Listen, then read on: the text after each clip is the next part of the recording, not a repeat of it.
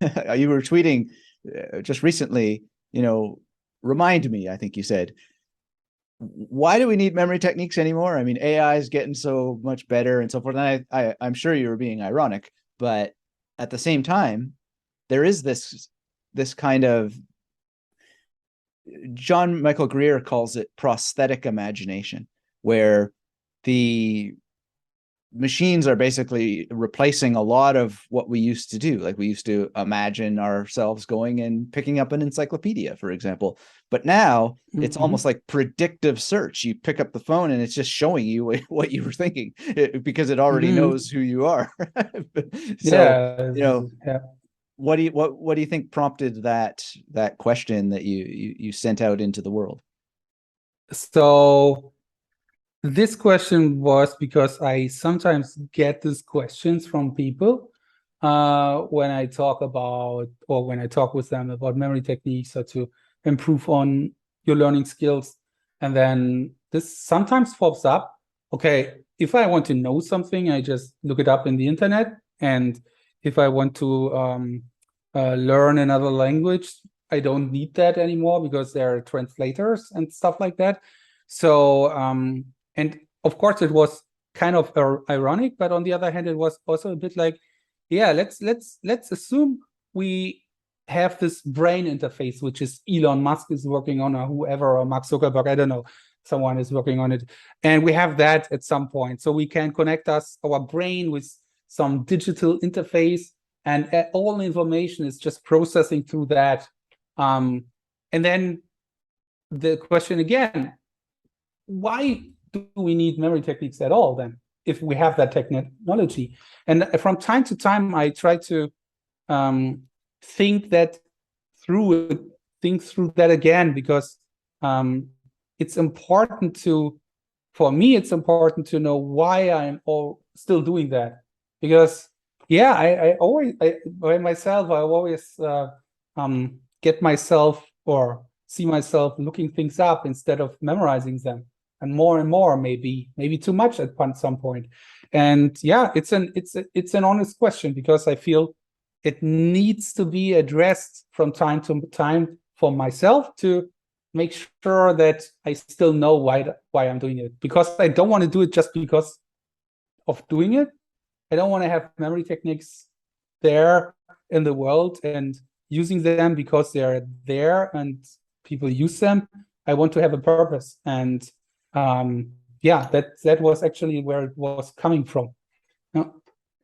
Well, I think on your blog you have something that is a clue to me and inspiring to me anyway about the purpose of it. Because, and forgive me if I misunderstood something reading in German, but you mention a quote and you say basically, fortunately, we don't need the gods anymore. And one thing that I really was drawn to in your quote is that we are building gods with these techniques of imaging the brain and then developing software that can interact with the brain. And it's going to be, I think, and I talked about this with Brad Zuck years ago, it's going to be this kind of thing where some people are probably going to protect their brains against all of this and maybe have to be warriors, because memory to me is an image of freedom.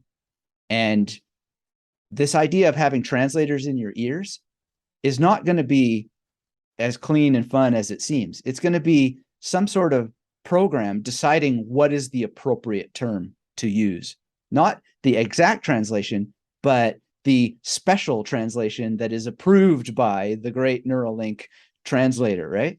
And our Mm-hmm. freedom is going to come down to us being able to maintain and hold quote unquote natural human memory. Because as you said, fortunately, we don't need the gods anymore.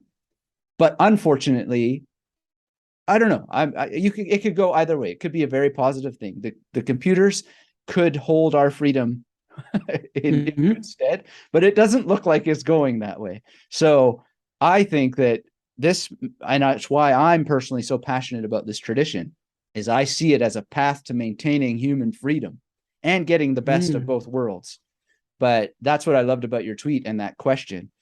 because I sort of didn't answer it directly, but that's kind of what I had in mind in my answer to your tweet, is I'm just thinking, we need this memory to make sure that we don't build a God, because that God's going to dictate our translations that we think we enjoy. And exactly, it's already dictating what you see, when you see it, how you see it, through predictive dynamic behavior response marketing, I call it. Yeah. So, and that's thank you very much for answering that question here. So maintaining your freedom, or our freedom, this is a very, very good answer to that, I feel. What I'm very careful always about is that there's everything is changed, and we have these devices, and everything is going digital and Neuralink, whatever. So I don't want to, I always try to give also credit to that, to say, okay, maybe it's a good thing. Maybe it's not too bad. Maybe it's not just too bad. Maybe it's a good thing, and we shouldn't be too scared of that, because even the people 2,000 years ago, they were always like, the young people, they're so bad. They're making everything bad right now, and it's not good. No, it's the wrong way. Even the Romans 2,000 years ago said that. So I try to think it from the other side, to say, okay, maybe it's something, a step forward. But this answer from your side, I have to reflect a bit more on that. Think about it, and because that's it's a very good answer. Maintain our own freedom and make sure that we are still free.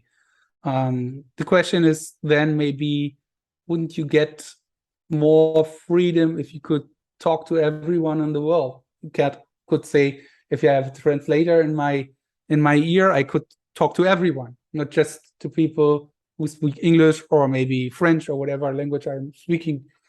So that could be an additional part. So it could give you freedom as well to have this device, and increase your freedom in an extraordinary way. So yeah, I'm already in a process of thinking through that argument. That's very cool. Thanks.